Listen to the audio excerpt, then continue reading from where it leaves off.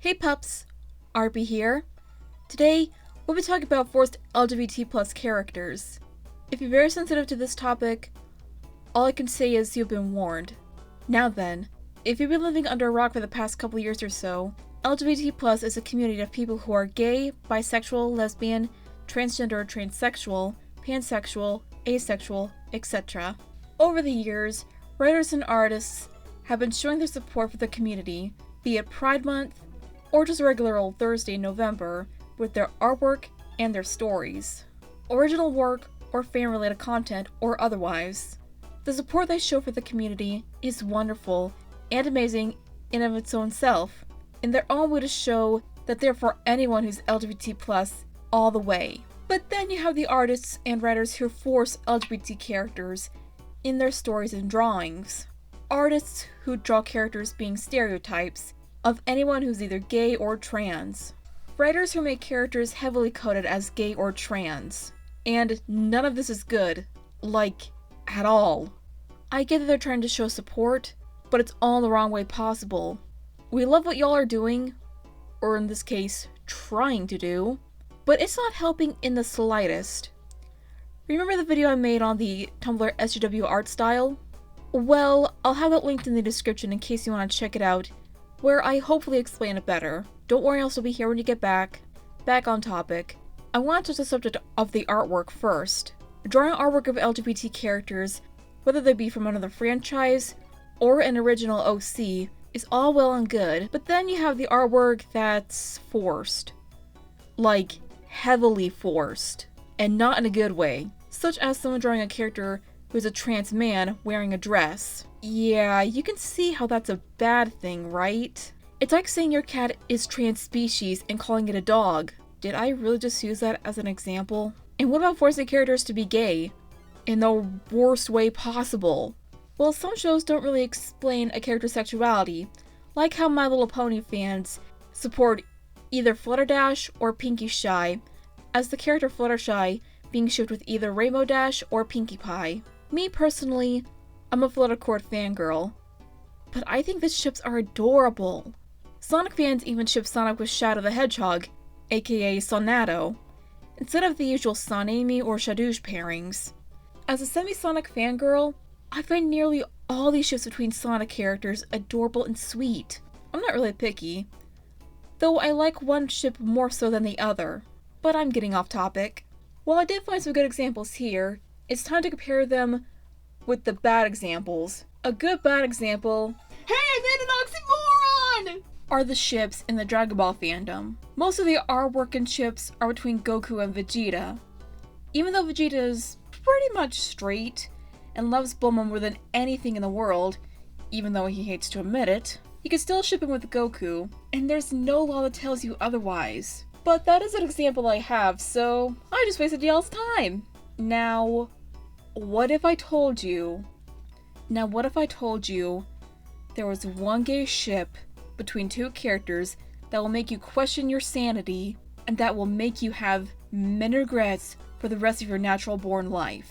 If you don't want to see it, I'll put a time skip here on the screen, and I'm gonna give y'all a few seconds to pause the video and skip ahead. The worst ship in the Dragon Ball fandom is a freaking twincest between Beerus and Champa.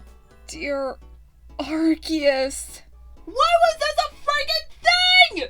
Okay, I get the fictional characters and people can draw whatever the hell they want as long as they aren't hurting anyone, but when you make a twincest between two of my favorite hangry kitty boys, you've made a little piece of me die inside.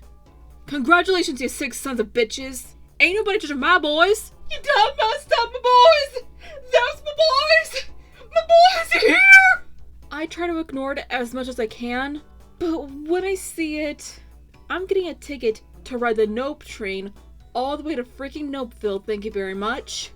First of all, there is so many things wrong with this ship.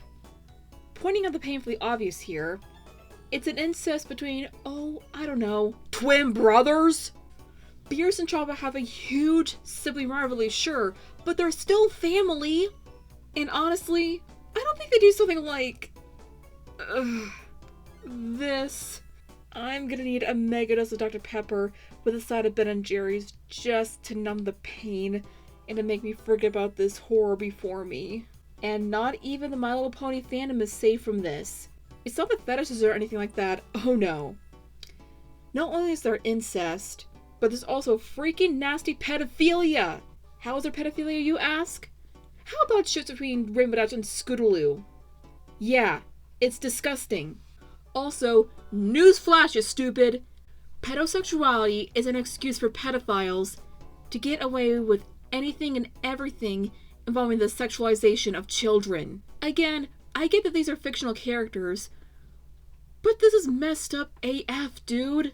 And this is coming from a girl who has an account to Ink Bunny, a website well known for its 18+ cub art, to which I ignore as heavily as I can and avoid it as much as possible. But this is a problem that I feel like needs to be addressed. Heavily. And what about the stories and fanfictions? Oh, we're diving right into that Sharknado of terror right now. The fanfictions and stories in of their own selves are very well written. Some may have flaws here and there with grammatical errors, spelling errors, but they're good regardless. But every once in a blue moon, you get one of those stories that make you ask, why? Why would someone be stupid enough to write this? Case in point, a book fittingly titled, Ship It. I'm not even joking, that's actually a book. I wish I wrote the book in a better format. Now, I've only heard the synopsis of the book from one of Digby Goat's videos on his review of the ABC Family TV film Cyberbully, but I'm going to do my best to explain what this book is about, so prepare yourselves as well as your brain cells, puppies. The book is about a 16-year-old fangirl named Claire. She's obsessed with a show called Demon Heart, and writes a fanfiction about an actor named Forrest, shipping his character with his co-actor's character. They meet at a Comic-Con panel, and during the Q&A, Forrest reveals that his character is, wait for it, straight.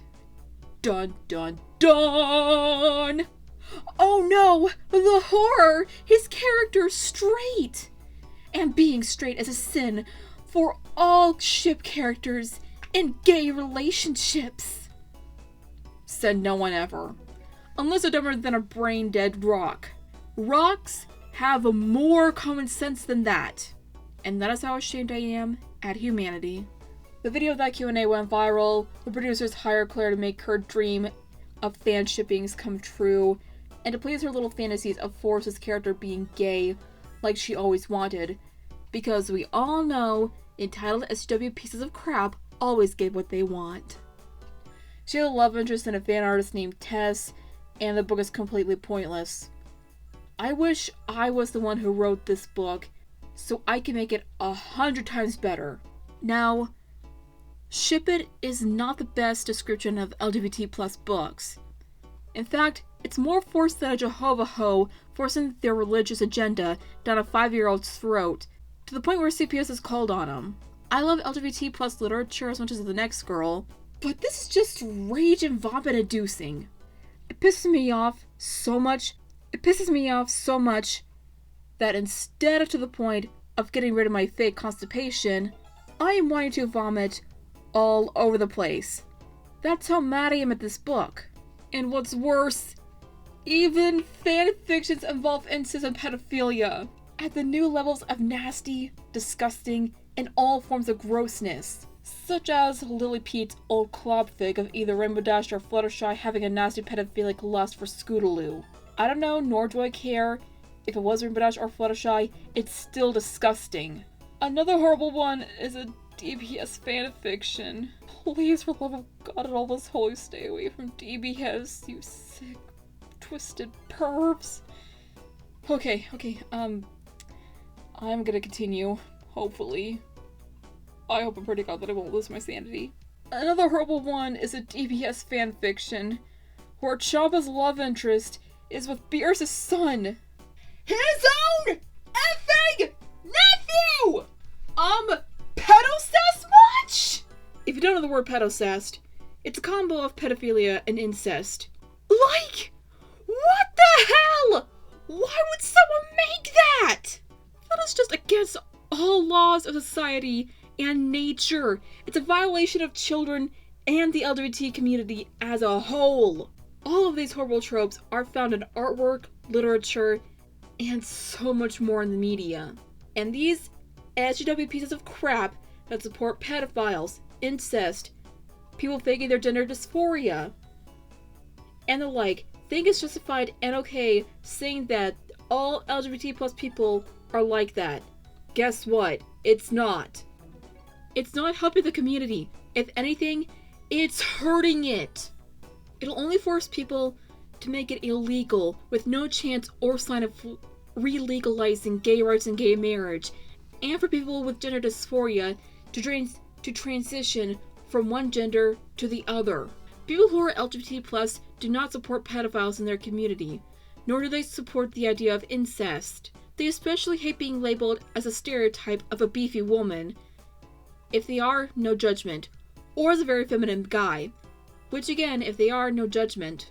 Whether they're gay or not, trans or not. And using forced LGBT+ characters in artwork and literature, using all these tropes, will only drive people away and make them more homophobic, believing that all LGBT people are like this. In the words of a Filthy Frank meme, bitch, it's time to stop. What you supportive LGBT+ artists and writers, quote unquote, are doing is disgusting. This is not okay. This was a video I've really been wanting to do. There were some things in the Tumblr SJW art style video that I really didn't have time to mention, so I figured a video solely focused on the LGBT+ artwork and literature is a better way to do so. If I missed anything in the video, please be sure to share in the comments below.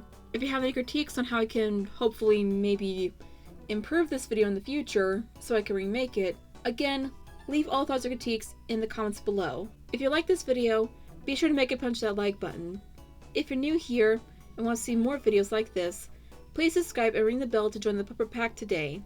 As always, all set up pups, stay awesome, stay strong, and stay beautiful.